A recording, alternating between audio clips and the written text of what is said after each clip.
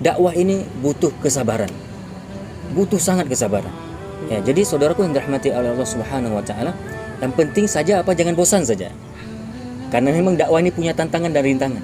Jangan sampai kita berhenti dalam dakwah. Jadi ingatkan seseorang itu sekali. Kalau enggak cukup sekali, tambah 2 kali. Kalau enggak cukup 2 kali, tambah 3 kali. Kalau enggak cukup juga, tambah lagi, sampai kamu tiada lagi. Ya, intinya apa? Jangan bosan. Mungkin nanti dia akan mendapatkan hidayah di kali yang kesekian gitu. Ya, makanya kita terkadang yang sudah baik ini juga jangan sampai nggak sabaran, ya sampai kita memaksa orang harus seperti kita. Gitu. Memang kita harus berusaha memang tadi, tapi jangan sampai dengan uslub yang salah.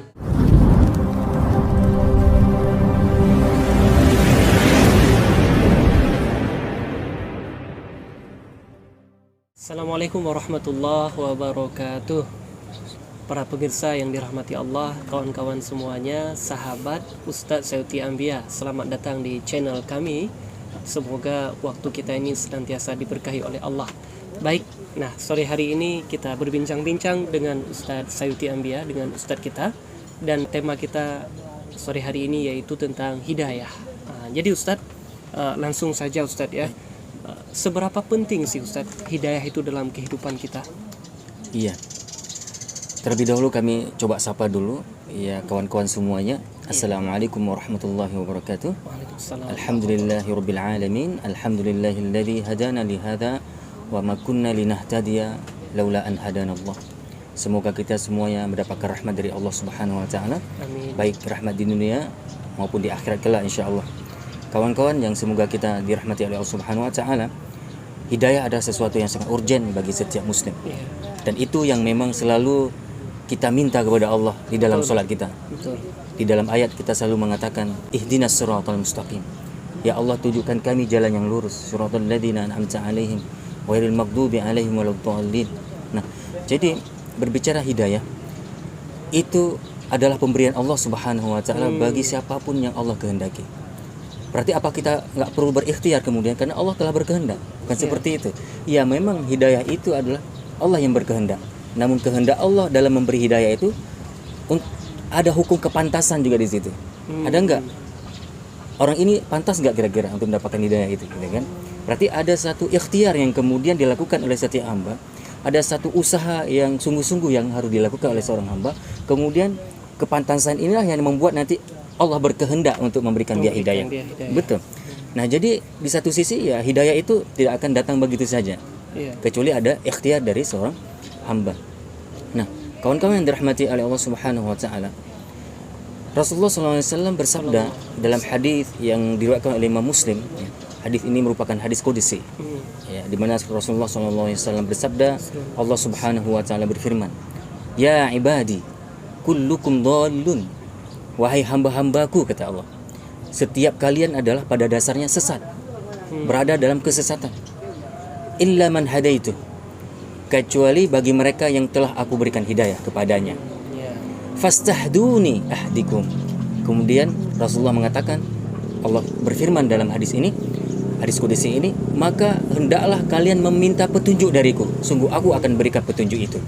Nah, bahasa ketika Allah mengatakan kepada setiap hamba bahwa kalian pada dasarnya sesat, maksudnya apa? Iya, kita semuanya usaha al-fajar pada awal-awalnya ketika kita baru dilahirkan di atas permukaan bumi ini, kemudian pelan dan pelan sebelum kita menjadi orang yang berilmu seperti hari ini, yang berpengetahuan seperti hari ini, ya kita pada dasarnya semua dalam ketidaktahuan masalah perkara agama ini.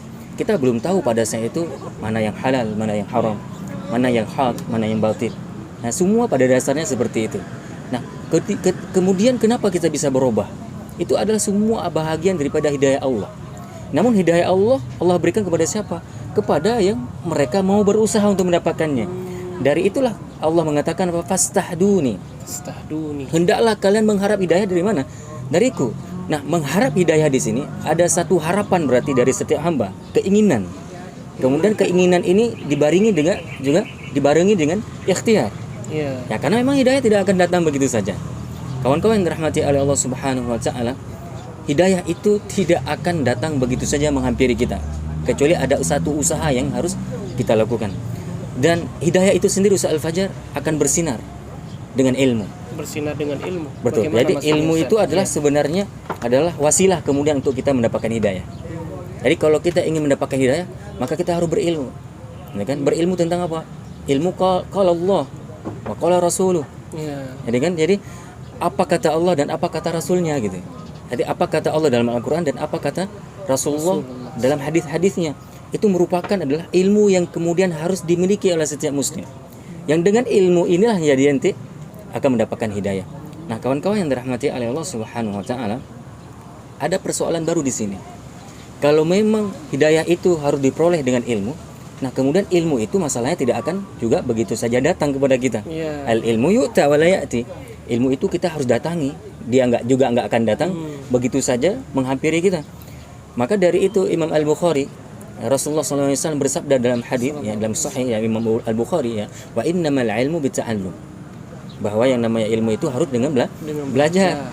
Belajar berarti nanti bisa kita simpulkan proses belajar mengajar setiap insan itu bahagian daripada proses untuk memperoleh hidayah, memberi hidayah dan untuk mendapatkan hidayah.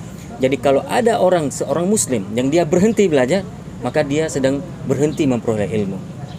Dengan dia berhenti memperoleh ilmu, maka dia akan berhenti dalam perolehan hidayah. Betul. Karena kawan-kawan dirahmati oleh Allah Subhanahu wa taala, sekali lagi hidayah itu tidak segampang yang kita bayangkan gitu ya. Bisa datang lewat mimpi, ya bisa saja dengan takdir Allah. Bisa saja. Namun kan harus ada ikhtiar kemudian proses. Seperti misalnya ya rezeki juga. Rezeki, kawan-kawan kalau kita pahami tentang rezeki, bukankah kita selalu berdoa kepada Allah supaya kita diberikan rezeki, keluasan rezeki gitu kan? Nah, apakah kemudian seorang muslim ketika dia mengeladahkan tangannya kepada Allah untuk memohon rezeki, keluasan rezeki gitu kan? Dan setelah itu dia pasif saja? Dia biarkan dirinya sendiri, dia dalam keadaan ya sekedar berdoa kemudian tidak berikhtiar? Kan tidak demikian. Setiap apa yang kita minta kemudian ada tuntutan bagi kita seorang hamba. Dari apa yang kita minta itu kita harus berusaha untuk memperolehnya. Nah, begitu pula masalah hidayah. Hari ini siapa yang tidak berdoa hidayah? Siapa di antara kita yang tidak memohon hidayah? Bahkan bagi kita yang konsisten menjaga salat 5 waktu, pasti kita dalam salat berdoa kepada Allah, ihdinas siratal mustaqim. Namun apa kesibukan kita setelah itu? Apa ikhtiar kita setelah itu? Setelah kita memohon kepada Allah, ya Allah, tunjukkan kami jalan yang lurus. Jadi doa itu tidak hanya sekedar berdoa tanpa ikhtiar, karena konsepnya apa? Doa, kemudian ikhtiar baru tawakal. Wallahu a'lam bishawab. Jadi Ustaz, berkaitan dengan hidayah ini menarik juga Ustaz. Mungkin para pemirsa juga pengen tahu ini Ustaz.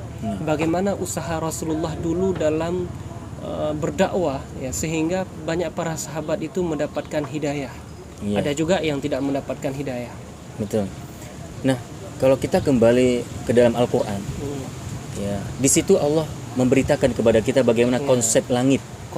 Ya, yang mana Allah kemudian mengajarkan kepada Nabi kita Muhammad SAW tariqah ya, uslub dalam berdakwah yang kemudian nanti begitu banyak ya, yang sebelumnya para sahabat adalah orang-orang yang berada dalam kejahilian, dan kita bisa saksikan dalam sejarah lewat lembaran-lembaran kitab Surah Nabawiyah, para sahabat yang kemudian sebelumnya adalah orang-orang yang tersesat, orang-orang yang bergelimang dengan kemungkaran gitu kan, tapi kemudian menjadi orang terbaik ketika udah mendapatkan hidayah. Dan itu ada rahasianya yang Allah kabarkan kepada kita di dalam Al-Quran. Ada metode langit yang Allah berikan kepada Nabi Muhammad SAW yang kemudian beliau praktekkan dalam dakwahnya. Di mana Allah Subhanahu Wa Taala berfirman, di antaranya adalah dalam Quran surah Al-Jumu'ah ayat kedua, "Walladzi ba'atsa fil ummiyina rasulan minhum yatlu 'alaihim ayatihi wa yuzakkihim wa yu'allimuhumul kitaba wal hikmah wa in kanu min qablu lafi dhalalin mubin." Jadi di sini apa? Sungguh telah kami utuskan seorang rasul di tengah-tengah kaum mereka itu sendiri yang ummi. Ummi di sini adalah orang yang buta huruf, yang tidak bisa menulis, ya, yang tidak bisa baca. Nah, kemudian apa? Apa tugas Nabi Muhammad kemudian? Pertama, yatlu alaihim, membacakan ayat-ayat kepada mereka. Dibacain dulu. Jadi ayat-ayat Quran inilah pembersihan jiwa nanti.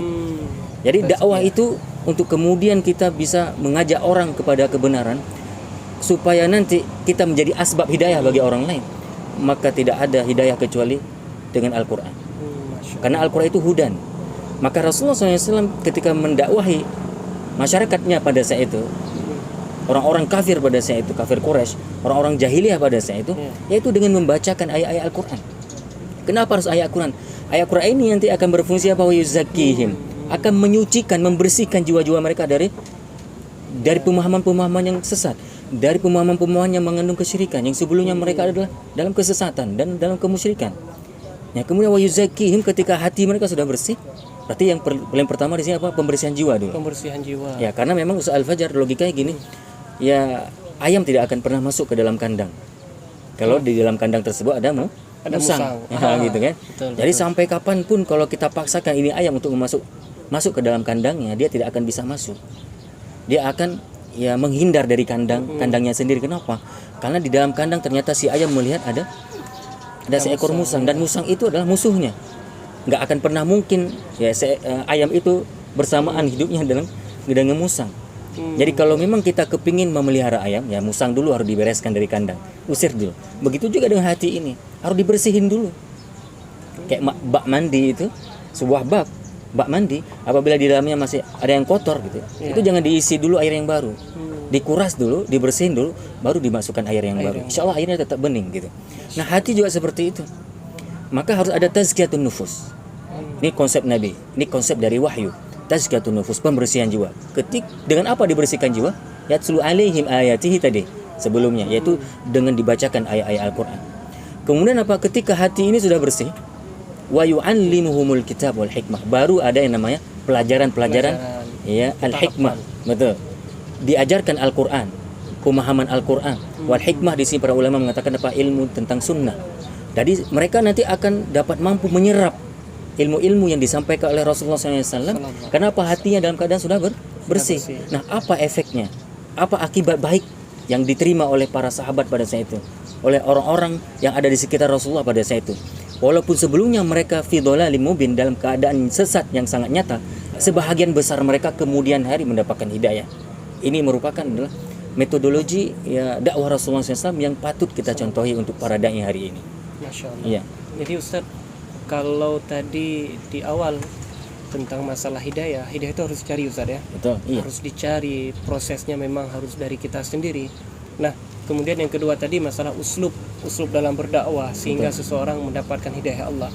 Ketika ada orang yang tidak mendapatkan hidayah dari Allah, ini salah dia tidak mau mencari atau salah orang dalam menyampaikan uslubnya ini? Bisa terjadi kedua-duanya. Ya, bisa saja terkadang memang kita yang sendiri yang tidak membuka pintu hati kita untuk menerima hidayah. Karena hidayah ini Ustaz Al-Fajar itu bagaikan tamu istimewa yang datang. Ya, tergantung kita kemudian membuka pintu rumah atau tidak. Kalau tamu sudah datang ini, ya, dia ingin masuk. Kemudian kita si pemilik rumah, pemilik hati dalam hal ini, kita buka nggak pintunya ini. Jadi terkadang kita nggak boleh juga salahkan hidayah yang belum sampai. Kita yang tidak membuka pintu hidayah itu. Jadi ada salahnya terkadang bagi kita sendiri. Namun ketika memang ada orang sudah sangat siap membuka pintu, ya, tapi kenapa terkadang kita kayak sulit masuk dan menjadi wasilah hidayah untuk orang itu? Itu juga bagi kita yang menyampaikan nasihat juga harus introspeksi. Tidak semua harus kita salahkan juga kepada mad'u kita. Iya, terkadang ada yang salah dengan cara kita dalam berdakwah. Ya, Ustaz Al-Fajar misalnya, siapa ya yang tidak suka bakso, miso ya. Kalau bahasa kita mungkin makanan yang lebih familiar. Kayaknya semua orang sih suka miso ya. Mie bakso ya. Mau orang tua mau anak-anak kayaknya semua suka miso. Kita umpamakan aja ini Ustaz Al-Fajar. Kalau memang itu adalah seumpama orang yang sedang ingin memesan bakso kepada kita. Ingin ya memesan ya miso ya tadi. Kemudian kita hidangkan miso tersebut dengan tangan yang tidak baik ya, tangan kita kotor, nggak higienis ya. Tidak higienis, kemudian juga tangan kita mungkin ada SKBS-nya ya, ada kurapnya mungkin juga, mungkin piringnya kotor, meja makannya juga berserak gitu kan, ada lalat yang berterbangan yang hinggap di makanan tersebut. Kayaknya Ustaz Al-Fajar logika mengatakan walaupun orang sangat ingin, sangat doyan, sangat kepingin makan miso, bakso gitu kan, tapi dengan cara yang seperti itu hilang inginnya gitu, hilang seleranya, jadi nggak mau makan gitu. Jadi yang masalahnya bukan bakso dan miso yang tidak enak, tapi cara penyajiannya yang tidak bagus gitu kan. Beginilah yang terkadang terjadi sama para dai, yang dia tidak menyajikan Islam dengan cara yang bagus. Jadi jangan salahkan orang tidak menerima kebenaran dari kita. Terkadang kita yang tidak salah, yang kita salah menyajinya itu. Ya wallahu a'lam. Kemudian Ustaz Al-Fajar, bagi kita para dai, para duat, perlu ada kesabaran dalam dakwah. Karena tugas kita cuma mengingatkan. Jangankan kita selaku dai biasa, ya. Contoh teladan kita para duat adalah Rasulullah sallallahu alaihi wasallam. Ya, khairul bashar, khairul anbiya, khairul mursalin. Sebaik-baik para nabi, sebaik-baik para rasul, sebaik manusia. Namun ketika berdakwah juga ya perlu kesabaran. Tidak semua orang dapat mampu menerima apa yang disampaikan oleh Rasulullah SAW. Nah, jadi apa? Tugas kita lah mengingatkan saja. Fadzakir innama anta mudzakir. Ingatkan, karena sesungguhnya tugasmu adalah memberi peringatan gitu. Nah, jangan sampai kita memaksa, kemudian bersikap radikal kepada orang gitu kan. Nah, jadi dakwah ini butuh kesabaran, butuh sangat kesabaran. Ya, jadi saudaraku yang dirahmati oleh Allah Subhanahu Wa Taala, yang penting saja apa, jangan bosan saja. Karena memang dakwah ini punya tantangan dan rintangan. Jangan sampai kita berhenti dalam dakwah. Jadi ingatkan seseorang itu sekali. Kalau enggak cukup sekali, tambah 2 kali. Kalau nggak cukup 2 kali, tambah 3 kali. Kalau nggak cukup juga, tambah lagi, sampai kamu tiada lagi.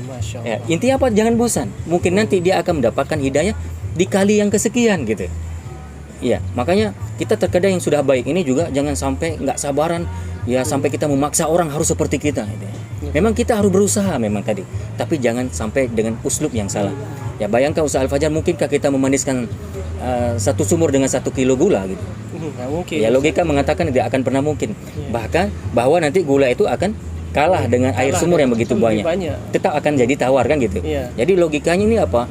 Kalau kita memang ingin sangat memaniskan air sumur tadi, ya, dengan modal cuma baru 1 kilo gula, ambil timba tadi, ambil air 1 timba, masukkan dalam ceret, masakin, masukkan gula, dan dicicipi minum, insya Allah manis ya gitu kan gitu. Ketika sudah dirasakan air ini manis, alhamdulillah nikmat gitu kan. Ambil 1 timba lagi, masukkan ceret lagi, masukkan gula. Jadi satu timba gitu. Itu insya Allah akan lebih ya efektif dalam dakwah ini. Dan memang kembali ke apa yang kami sampaikan tadi, dakwah ini butuh kesabaran. Para nabi aja luar biasa tantangan dari tangan dalam dakwah. Betul. Ya, dari pihak keluarganya sendiri terkadang tidak semua juga mengindahkan dakwahnya. Gitu. Maka di sini butuh kesabaran ekstra bagi setiap dai. Masya Allah Ustaz, luar biasa pembahasan. Sambilan Ustaz ya, kita Baik, cobain minum kopinya dulu Ustaz. Bismillah. Masya Allah, kopi cup ya. Bismillah.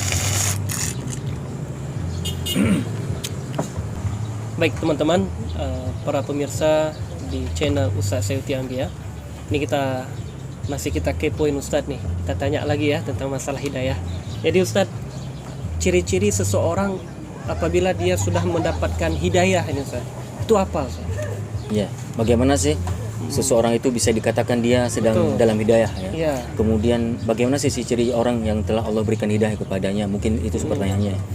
Nah, jadi kawan-kawan yang dirahmati oleh Allah Subhanahu Wa Taala, secara umum seseorang itu dikatakan dia sedang berada dalam hidayah Allah Subhanahu Wa Taala ada 5 ciri-ciri ya. Seseorang itu nanti sudah bisa dikatakan dia sedang dalam hidayah Allah Subhanahu Wa Taala. Nah, jadi yang pertama adalah kalau ada di antara kita seorang muslim yang sudah mulai semangat dan cinta untuk mempelajari agama. Belajar agama. Jadi hari-harinya sudah mulai tersibukkan dengan mendalami ilmu agama. Cinta dia, semangat. Dia hadir ke tempat-tempat yang di situ ada majelis ilmu. Dia berdiskusi di mana-mana dia dengan buku-buku Islami. Dia jumpai para ustaz untuk mendiskusikan apa yang dia belum pahami misalnya. Kemudian ketika dia tahu ada jadwal kajian, dia juga sangat antusias untuk mengikutinya. Nah, ketika kita dapati diri seseorang sudah mulai cinta dan semangat dalam mempelajari agama, itu berarti insya Allah orang itu sedang dalam hidayah Allah Subhanahu Wa Taala. Betul. Mungkin kita bisa dengan refleks usaha Al-Fajar ketika kita sedang memberi kajian nih.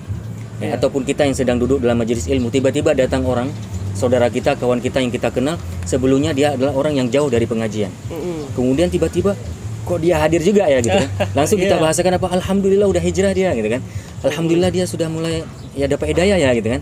Langsung identik. Betul. Ketika ada orang yang baru kemudian datang dalam majelis ilmu, kita orang-orang yang sudah duluan dalam majelis ilmu mengatakan apa, alhamdulillah di hati kita ya.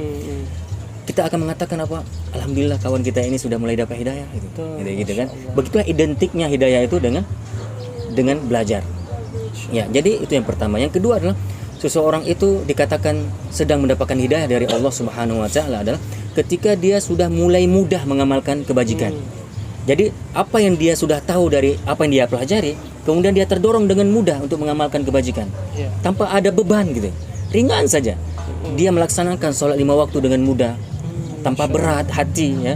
Kemudian juga dia tambah dengan sholat sunat, dia berzikir, dia bertadarus Quran, dan apapun itu kebajikan dia lakukan dengan cara yang sangat ringan tanpa ada beban. Berarti orang itu sedang dalam hidayah Allah Subhanahu wa taala. Masya Allah, ini nomor 2 Ustaz. Nomor 2, ya betul. Yang ketiga, seseorang itu sudah dikatakan mendapatkan hidayah dari Allah Subhanahu wa taala ketika dia sudah mulai istiqomah di atas jalan kebaikan. Ya. Ya, tadi kan dia belajar nih. Kemudian dia sudah mendapatkan kemudahan untuk beramal, kemudian dia istiqomah. Dia selalu istiqomah dengan mempelajari agama, dan istiqomah dengan mengamalkan agama. Nah, orang yang sudah istiqomah ini, insya Allah dia adalah ciri-ciri orang yang kemudian sudah mendapatkan hidayah dari Allah Subhanahu wa taala. Apakah itu aja? Ada yang lain juga. Setelah dia memiliki rasa cinta, semangat dalam mempelajari agama. Yang kedua, mudah mengamalkan Islam. Kemudian juga mulai istiqomah di atas jalan kebaikan ini. Yang keempat adalah orang itu sudah mulai ada keterpautan hati dengan akhirat. Jadi hatinya sudah mulai cinta kepada kehidupan akhirat. Sudah mulai mikirin akhirat. Dan dunia ini sudah dianggap ya tidak ada apa-apanya. Ini hanya sekedar wasilah. Hidup ini adalah bagaikan sekedar fasilitas untuk meraih kehidupan yang hakiki, yaitu surga. Jadi dia tidak mulai sibuk lagi. Masya Allah. Dia tidak menyibukkan lagi hari-harinya itu dengan perkara-perkara sia-sia, urusan-urusan duniawi. Hatinya sudah mulai terpaut dengan Allah Subhanahu wa taala. Ada rasa rindu untuk bertemu dengan Allah Subhanahu wa taala. Orang seperti ini adalah orang yang juga bisa dikatakan sedang dalam hidayah Allah Subhanahu wa taala. Semoga pemirsa yang menonton Amin ya rabbal alamin. Amin ya rabbal alamin. Hidayah insyaallah ya. Betul. Dan yang kemudian yang terakhir Ustaz Al-Fajar secara umum yang kami sampaikan ini, orang yang sedang mendapatkan hidayah Allah adalah mereka yang sudah mampu bersabar dalam setiap cobaan dan ujian ya. Karena memang yang namanya belajar tadi, yang namanya beramal baik, yang beramal kebajikan, yang namanya juga istiqomah, yang namanya untuk menghadirkan hati, meninggalkan dunia, menghadirkan hati selalu untuk akhirat, itu adalah perkara yang sulit. Punya banyak sekali cobaan dan deritangan, banyak ujian yang harus kita hadapi. Makanya ketika dia sudah mampu bersabar dengan itu semuanya, insya Allah berarti dia adalah orang yang kemudian bisa dikatakan sedang dalam hidayah Allah Subhanahu wa taala. Butuh bagi kita aja apa setelah itu, bagi kita yang sudah mungkin merasakan kita alhamdulillah sudah mendapatkan kelima-lima ini, maka butuh tawakal kepada Allah. Kita harus selalu berdoa dan berdoa kepada Allah, semoga nanti kita diwafatkan dalam keadaan kita mempertahankan hidayah ini. Amin ya Allah. Amin ya rabbal alamin. Ya. Jadi Ustadz, orang yang sudah dalam proses mendapatkan hidayah ini, semua aktivitasnya pasti akhirat Ustadz ya. Betul. Tontonannya akhirat ya. Apa yang dia dengar untuk akhirat, apa yang dia lihat ada hubungannya untuk akhiratnya. Kan? Apa yang dia pikirkan juga ada hubungannya untuk akhirat. Omongannya adalah omongan akhirat. Betul. Jadi walaupun ya mungkin dia sedang berbicara perkara-perkara pekerjaan-pekerjaan aktivitas duniawi, namun tetap tujuan yang dia tujukan adalah untuk akhirat. Jadi dia menganggap bahwa dunia ini hanya sekedar fasilitas. Dunia ini ada sebagai alat saja. Jadi dunia ini bukan tujuan. Ya, namanya saja tujuan Ustaz Al-Fajar. Bahasa Indonesia tujuan apa? Sesuatu yang ingin dicapai. Tuju. Berarti yang dituju. Yang di depan. Betul. Betul? Tuju itu nggak mungkin di sini gitu. Logika menuju apa? Berarti tujuan. Berarti jauh ke depan. Kan gitu. Ketika kita seorang muslim mengatakan bahwa kita harus memiliki tujuan, hidup ini harus memiliki tujuan. Kalau ada yang kemudian menjadikan dunia sebagai tujuan, berarti dia tidak paham apa makna tujuan. Kok dunia jadi tujuan? Nggak logik. Karena dunia adalah tempat yang sedang kita berada di dalamnya sekarang. Ya, tujuan apa? Ke depan. Yang ada di depan. Di depan berarti apa? Tujuan kita adalah akhirat. Maka jangan jadikan dunia ini tujuan, nggak masuk akal. Maka sungguh orang tidak masuk akal kalau orang mengatakan dunia itu tujuan. Kita nggak perlu tuju. Kita sedang berada di sini. Kita yang mesti apa sekarang dengan dunia ini? Jadikan dunia ini sebagai alat, wasilah untuk meraih tujuan yang hakiki kita, yaitu kebahagiaan di akhirat. Itulah masa depan kita yang sesungguhnya. Masa depan apa? Aku ingin jadi tentara, aku ingin jadi polisi, aku ingin di masa depanku ingin jadi seorang misalnya arsitektur, aku ingin jadi seorang dokter, aku ingin jadi seorang bla bla bla dan bla bla bla gitu. Oke? Ternyata apakah setelah itu ada waktu lagi, ada masa lagi setelah itu? Kita misalnya ingin jadi tentara, apakah kita akan selamanya jadi tentara? Ada pensiunnya. Kemudian ketika kita ingin jadi polisi, ingin jadi guru, apakah kita akan selalu menjadi guru yang selalu berdinas di sebuah sekolah misalnya? Ketika kita ingin bercita-cita ingin jadi dokter, apakah kita akan selalu jadi dokter?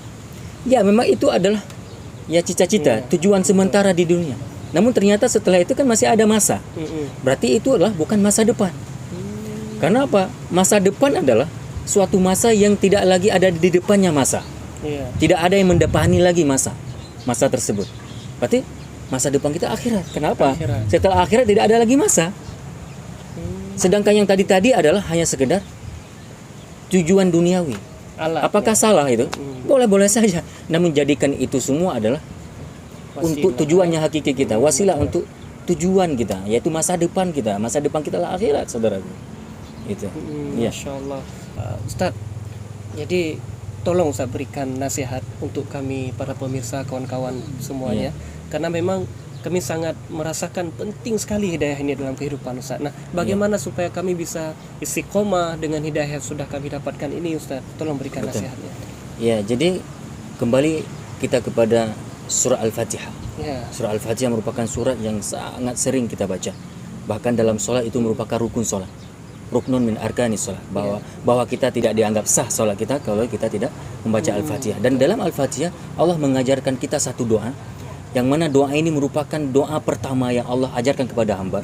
Dan doa ini juga terdapat dalam surat pertama dalam Al-Quran. Jadi dan doa tersebut tidak berhubungan dengan permohonan surga, bukan permohonan perlindungan dari neraka. Jadi doa yang Allah ajarkan pertama bukan ya masalah jodoh ya, bukan juga masalah keampunan gitu kan, dan lain sebagainya. Melainkan apa? Doa yang pertama sekali diajarkan oleh Allah kepada kita setiap hamba dalam surat pertama juga pula lagi, itu adalah masalah hidayah. Ihdinas siratal mustaqim. Tunjukkan kami jalan yang lurus. Nah, Ustadz, mungkin pertanyaannya muncul lagi. Kita kan sudah dapat hidayah ini. Aku udah Islam. Aku udah dapat hidayah, aku ngerti ini halal, ini haram, ini boleh dan tidak boleh. Bukankah aku sudah dapat hidayah? Kenapa aku harus selalu berdoa dapat hidayah? Nah, doa ihdinas siratal mustaqim dalam surah Al-Fatihah itu tidak hanya sekedar kita memohon hidayah titik. Namun butuh keistiqomahan dalam hidayah itu. Ya betul. Jadi ihdinas siratal mustaqim, tunjukkan kami jalan yang lurus. Walaupun kita sedang berada dalam jalan yang lurus, tetap kita harus memohon hidayah kepada Allah. Kenapa? Permohonan hidayah yang berulang-ulang dalam surah Al-Fatihah yang kita baca ini adalah berfungsi untuk keistiqomahan kita. Jadi yang kita tuntut tidak hanya sekadar hidayah, namun istiqomah dalam hidayah. Nah, kemudian apa? Walaupun kita sudah muslim, tidak boleh sombong. Mungkin kita muslim tapi tidak seperti muslimnya Rasulullah. Kita Islam, ya. Kita merasa sudah dapat hidayah Islam. Namun Islam kita tidak seperti Islamnya Rasul dan para sahabat. Maka dari itu Islam yang dimaksud di sini adalah yang kita minta ya harus seperti Islamnya para Rasul, Islamnya para sahabat. Maka dalam Quran surah Al-Fatihah, ihdinas siratal mustaqim, tunjukkan kami jalan yang lurus. Jalan yang lurus yang bagaimana sih gitu? Iya, betul. Gimana sih yang dimaksud dengan jalan yang lurus yang kita minta selalu? Yaitu jalan bagi mereka-mereka yang telah Allah berikan nikmat. Siapa mereka ini? Dalam Quran surah An-Nisa Allah berfirman, "Wa may yuti'illaha war rasul wa ulaika ma'al ladzina an'ama Allahu 'alaihim minan nabiyyin was-siddiqin wasyuhada'i was-sholihin." Mereka adalah orang-orang dari kalangan para nabi, minan nabiyyin was-siddiqin, para sahabatnya, ya, dan orang-orang soleh dan orang-orang yang telah duluan mati syahid. Jadi mereka lah contoh teladan kita dalam berislam. Maka walaupun kita sekarang sudah Islam, maka mesti juga kita memohon kepada Allah hidayah. Hidayah untuk apa? Hidayah istiqomah. Ya, karena apa? Hidayah ini bisa saja hilang di akhir kehidupan. Na'udzubillah. Karena ada seseorang yang mungkin dia beramal dengan amalan surga, tapi sehasta lagi menuju kepada kematian ternyata dia sempat melakukan dosa yang dengan dosa itu dia meninggal. Dia akan menjadi orang yang su'ul khotimah. Maka dalam hal ini sangatlah penting, saudaraku yang dirahmati oleh Allah Subhanahu wa taala, keistiqomahan dalam hidayah ini. Dan apa harus kita lakukan supaya istiqomah dalam hidayah? Berdoa kepada Allah. Banyak sekali Rasulullah dan Allah juga mengajarkan kita doa supaya kita istiqomah dalam hidayah ini. Semisal dalam Al-Quran, Rabbana la tuzigh qulubana ba'da idh hadaitana wa hab lana min ladunka rahmah innaka antal wahhab. Ya kan? Allahumma ya muqallibal qulub tsabbit qalbi ala dinik. Misalnya dalam hadis yang lain, misal Rasul juga bersabda, Allahumma inni as'alukal huda wat tuqa wal afafa wal ghina rabbi zidni imanan wa yaqinan wa fiqhan misalnya, dan banyak redaksi-redaksi doa yang lain. Kemudian apakah cukup dengan doa? Tidak. Terus ada ikhtiar kemudian kita untuk mempertahankan hidayah tersebut dengan cara apa? Berada dalam majelis ilmu. Ayo sama-sama kita konsisten, ya, isi hari-hari dengan ilmu. Hadiri majelis-majelis agama yang di situ diajarkan tentang Al-Quran dan Sunnah. Dengan demikian insya Allah akan selalu terawat hidayah ini. Kemudian apalagi? Apakah sudah cukup sampai di situ? Tambah lagi. rawat hidayah ini dengan pergaulan kita bersama orang-orang soleh. Ya. Karena bergaul dengan orang soleh juga akan dapat merawat iman yang sedang Allah titipkan kepada kita ini. Iya. Kemudian apa? Bangun malam, berdoa kepada Allah Subhanahu wa taala. Dengan demikian insya Allah semua kita insya Allah akan selalu istiqomah dengan hidayah ini. Amin, amin ya Allah. Mudah-mudahan kita semua dijagakan oleh Allah hidayah ya, dan selalu kita berusaha dan giat untuk istiqomah menjaga hidayah ini tidak lepas dari diri kita. Mudah-mudahan insya Allah. Baik para pemirsa yang budiman dimanapun teman-teman sahabat-sahabat berada, semoga pembahasan ini bermanfaat bagi kita semuanya. Kami pari dulu. Subhanakallahumma bihamdika asyhadu an la ilaha illa anta astaghfiruka wa atubu ilaik. Wassalamualaikum warahmatullahi wabarakatuh.